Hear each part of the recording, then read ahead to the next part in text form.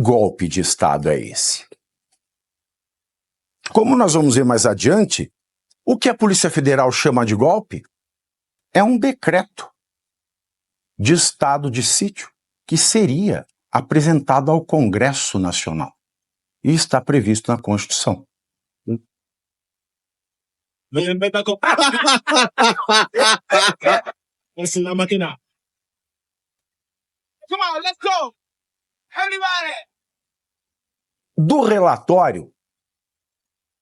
Do relatório da Polícia Federal, que revelou ao Brasil o plano para prender ou matar o presidente Lula, o vice-presidente Alckmin e o ministro do Supremo, Alexandre de Moraes, então presidente também do Tribunal Superior Eleitoral, nós temos os seguintes elementos.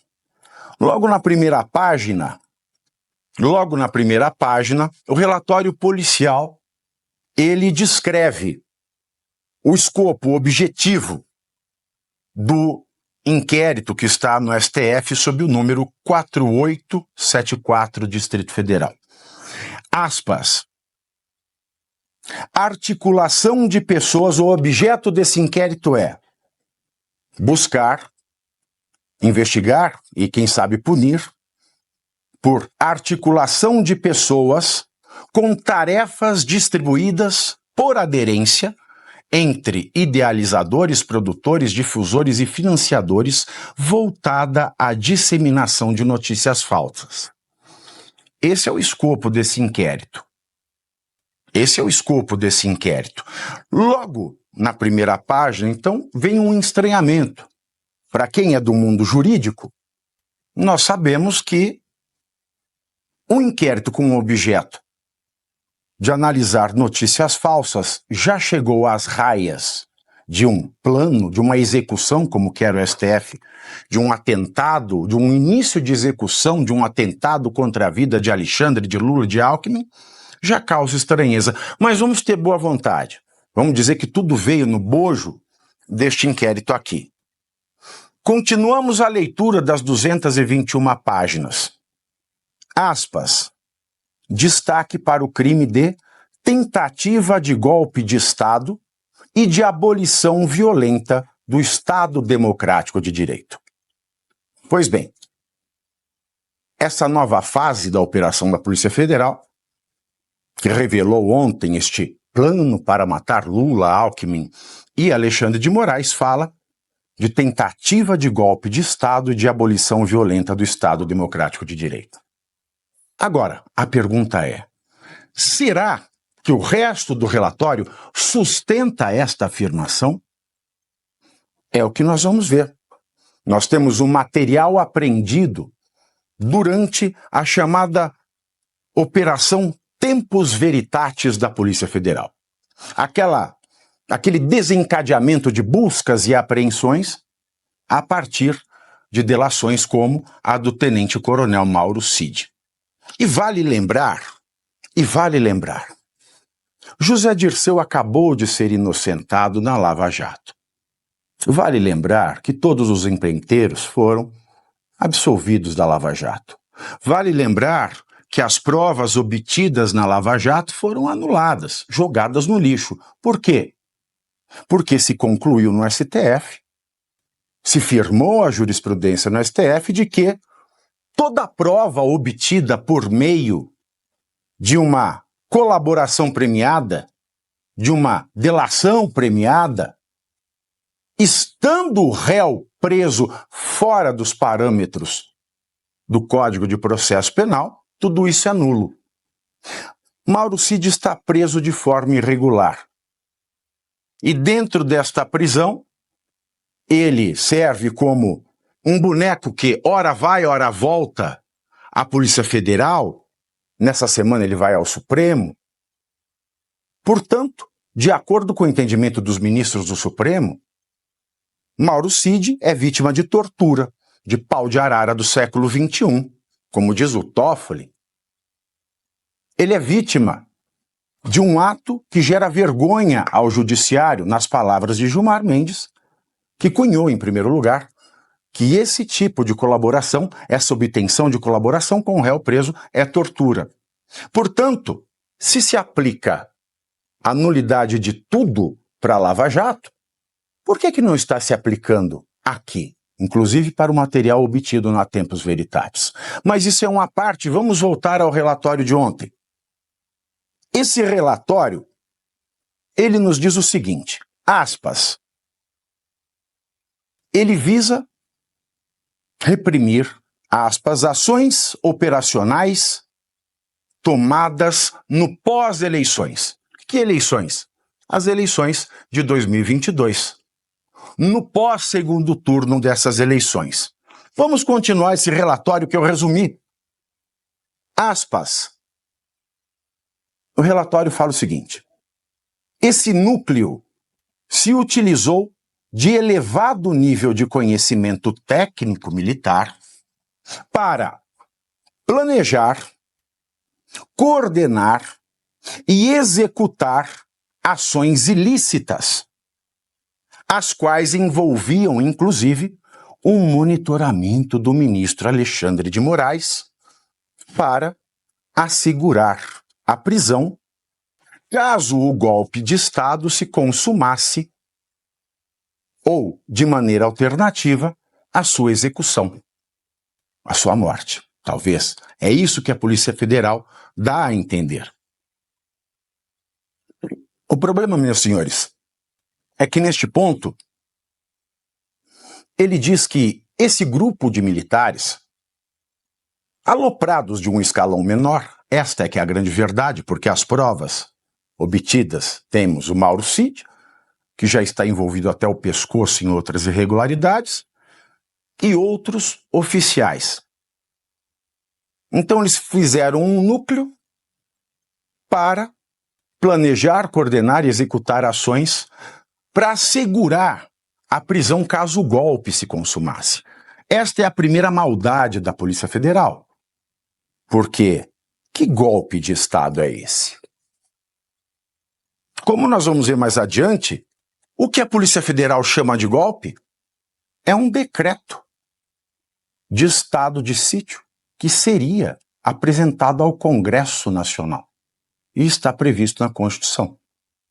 Então, eles devem estar tão desacostumados com a Constituição que quando alguém tem um documento previsto na Constituição e quer apresentar ao Congresso, eles já chamam de golpe de Estado. Esta é a primeira maldade, é o erro material mais crasso e que, por conta dele, desencadeia todas as outras conclusões obstrusas e abjetas desse relatório. Mas vamos continuar. Mensagens entre Mauro Cid e Câmara. Aspas. O decreto elaborado pelo então presidente Jair Bolsonaro determinaria a decretação do estado de defesa. Me desculpe, é do estado de defesa. Ora, um presidente pode fazer um decreto de estado de defesa, mas isso passa pelo crivo do Congresso Nacional. Ora, isso está na Constituição. É um golpe constitucional? Um golpe de Estado constitucional, um Estado que é formado pela Constituição, o Estado é povo, território e direito, e acima do direito, a Constituição, portanto, não há golpe de Estado previsto pela Constituição. Só há golpe de Estado quando coisas são feitas oficialmente em desacordo com a Constituição. Mas continuemos aqui. Ele diz uma coisa muito interessante, aspas. Embora de extrema relevância no contexto apurado, as informações alcançadas a partir dos mencionados diálogos não foram suficientes para revelar alguma ação concreta envolvendo monitoramento. Então, até a Tempus Veritatis, nós tínhamos essa discussão. Esta questão de uma minuta de decreto de estado de defesa, que é plenamente constitucional, mas que foi abandonada, desistida, não foi assinada, não foi submetida. Portanto, não existiu para fins do mundo do direito. Mas agora, eles querem fazer uma manobra para dizer que ocorreu uma tentativa de golpe de Estado, uma tentativa contra o Estado Democrático de Direito. Continuamos aqui. Após a Tempus Veritatis, os tais diálogos de um grupo chamado Copa 22. Um cidadão chamado Joey conversa com Cid. Joey diz: vibração máxima, recurso zero. Tirem suas conclusões. Vibração máxima, recurso zero. E Cid diz: qual é a estimativa de gastos? Falei para deixar comigo. E Cid nem sabia o que era preciso para tal coisa. E Joey responde: tô com as necessidades iniciais. Ou seja, com a lista para pedir ao Mauro Cid, que ele precisa de pessoal para alimentação, hospedagem, material, o que daria cerca de 100 mil, ele fez uma lista para entregar para o Cid. Ok, nada mais se falou a respeito depois disso. Bom, continuamos a nossa análise. Uma hora, um dos membros desse grupo Copa 22 diz: vai cancelar o jogo? E outro responde: abortar. Mais um elemento desse relatório. Aspas. A Polícia Federal diz o seguinte: evidencia elemento subjetivo do Major Rodrigo Bezerra de Azevedo, possivelmente relacionado à frustração pelo fato de as Forças Armadas não terem um intento golpista. Fecho aspas. Depois um outro trecho. Rapaziada, desse grupo, texto trocado nesse grupo Copa 22. Rapaziada, esse grupo aqui perdeu a finalidade. Ora, no dia 4 de janeiro deste ano, 2024, Alexandre de Moraes fez aquilo que ele não podia. Deu uma entrevista ao jornal O Globo, que foi retransmitida pela Globo News, e que ele mostra que ele já sabia dos planos para acabarem com a vida dele. Ou seja, ele já sabia que ele era uma potencial vítima. Ou, se o crime foi executado como querem os ministros do STF, ele é a suposta vítima. Depois nós temos aqui uma fala dentro desse relatório de um sujeito chamado Coronel Capel. Aspas. Ele queria saber se eles vão manter o velho sabujo quieto e passivo. Ele se pergunta: Bolsonaro vai ficar quieto e passivo? Vai manter? Manter quer dizer que ele sempre esteve. Não vai sair um lobo? Ele não vai sair como um dragão? Não. Revela aqui que esse coronel, ele fala que o velho sabujo se mantém quieto e passivo. As folhas 374 desses autos do inquérito, elas dizem uma coisa interessante. Ela fala que existe um grupo monitorando Jair Bolsonaro, além do Alexandre de Moraes. Eles dão os mesmos tipos de perguntas e respostas. Onde está o Bolsonaro? Ah, ele foi para tal lugar, vai para tal lugar, fica aqui, vai acolá. Mas o relatório, ele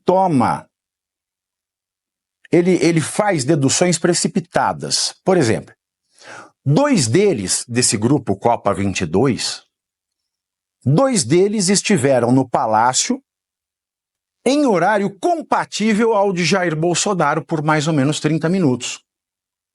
Ora, o Palácio do Planalto não é uma maloca, é um local grande.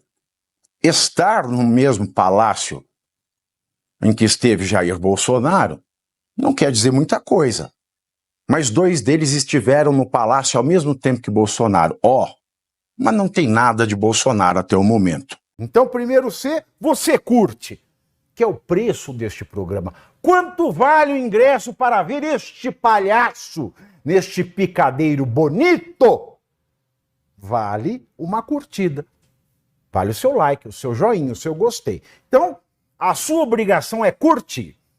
Se puder, comente, porque quem comenta ajuda no engajamento.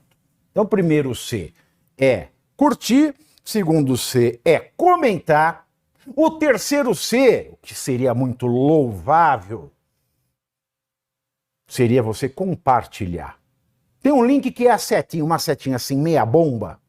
Sabe aquela, a setinha da pipa do vovô que se esforça? Você vai lá, copia o link, cola no seu Orkut, no seu Facebook, no WhatsApp, no Telegram, manda sinal de fumaça, pombo correio, não é pombo correio do banheiro, é o pombo correio que leva as mensagens, você passa para todo mundo que você gosta, para quem você não gosta, você também passa. Então, ó, curtiu, comentou, compartilhou, e se puder, se quiser, se o seu bolso comportar, e se seu coração assim permitir, contribua com este programa que vai substituir o Jornal Nacional. Olha que pretensão maravilhosa, hein?